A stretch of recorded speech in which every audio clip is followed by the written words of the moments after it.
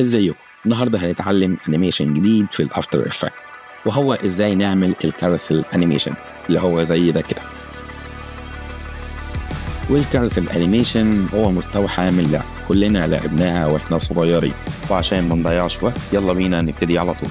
اول حاجه هنروح نكريت نيو بروجكت، بعد كده نروح على الالستريتور نتاكد ان احنا عندنا اللايرز بتاعتنا مفكوكه كل واحد في لاير لوحده، وبعد كده نرجع للافتر افكت ونعمل دبل كليك في البروجكت بانل ونجيب الفايل بتاعنا.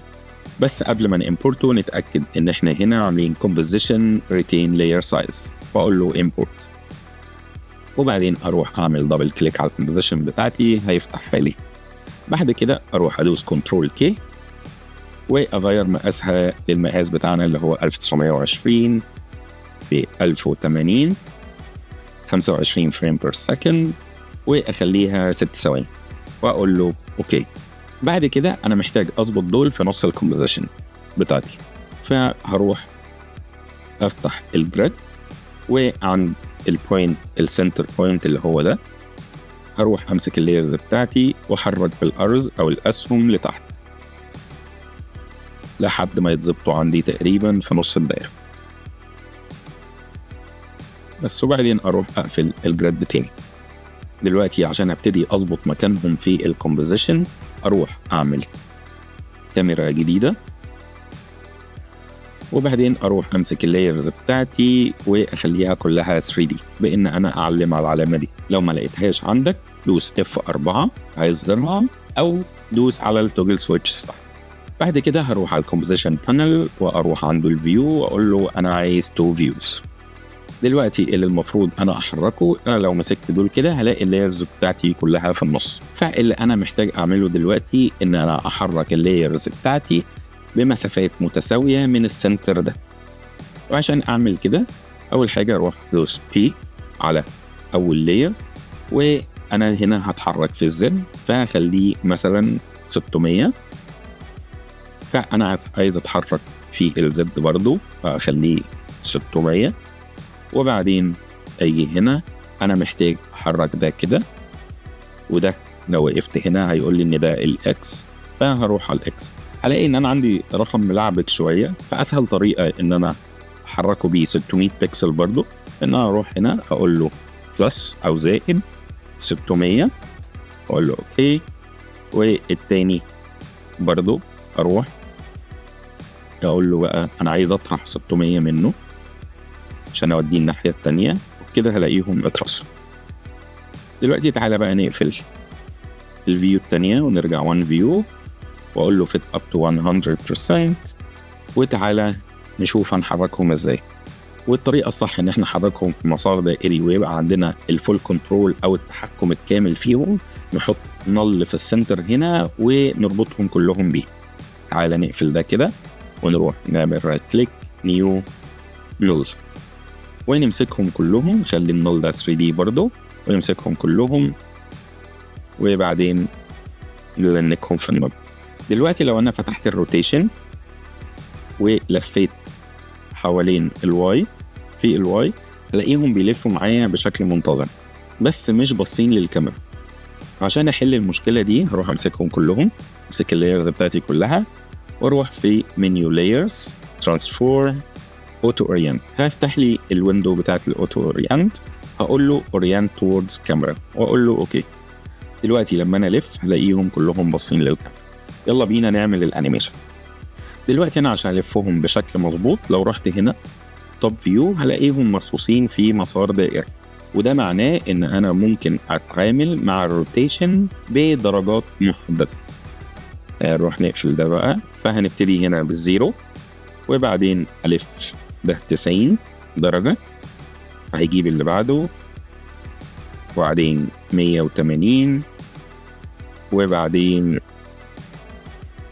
270، واقفل الانيميشن بتاعي عند 4 ثواني واروح اعمل بريفيو هلاقيهم بيلفوا معايا.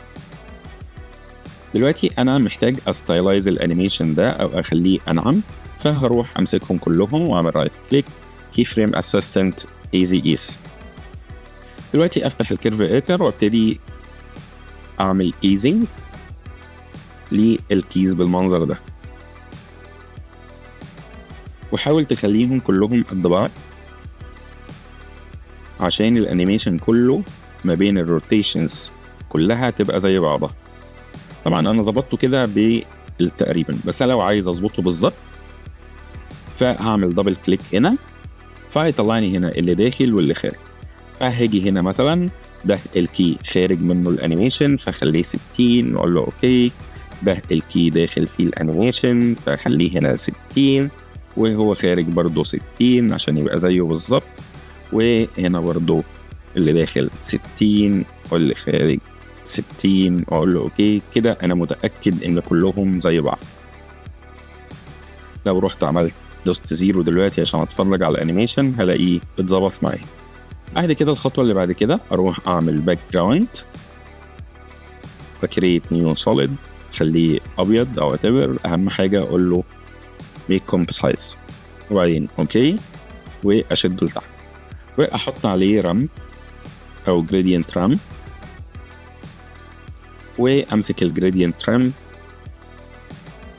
وامسك البوينت الاولانيه دي واحطها في نص الكومبوزيشن، وبعدين اروح اقول له اخلي الرام شيب راديال، فهيخلي الفيد من النص للاطراف. وامسك النقطه الثانيه واشدها بعيد كده واقول له سويب كولرز فيعكس الالوان، واروح اشف اللون ده.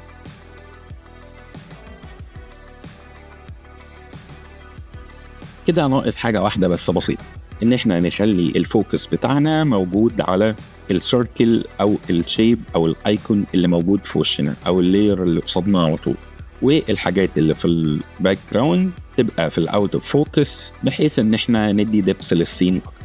فعشان اعمل كده هروح افتح تو فيوز تاني وهشوف السين ده اللاير اللي انا اول واحد في وشي ده فين، موجود هنا اهو. فساعتها هروح افتح الكاميرا، السيتنجز بتاعت الكاميرا، افتح الاوبشنز وادوس كنترول كي واتاكد ان انا في ال 3 دي ريندرر معمول على كلاسيك 3 دي واقول له اوكي. وبعد كده اروح للكاميرا افتح الاوبشنز بتاعتها وافتح الدبس اوف فيلد. اول ما افتح الدبس اوف فيلد انا محتاج اظبط الفوكس ديستانس، والفوكس ديستانس لو مسكتها كده هلاقي فيه لاين بيتحرك، فهروح اخلي اللاين ده عند نفس البوزيشن بتاع اللاير اللي هنا. فايه طبعا هنا هو مش باين ليه؟ عشان الابريتشر قليل، فممكن ازوده ونخليه مثلا 360. ممكن نزود البلير ليفل مثلا ل 150. تعالى نقفل الفيور ده ونرجعه 1 فيور ونشوف الانيميشن دلوقتي. لو عجبك الفيديو اعمل لايك وسبسكرايب في الشانل بتاعتنا عشان يوصلك كل جديد، ولو عندك اي اسئله اكتب لنا في الكومنتس تحت. اشوفكم الفيديو الجاي.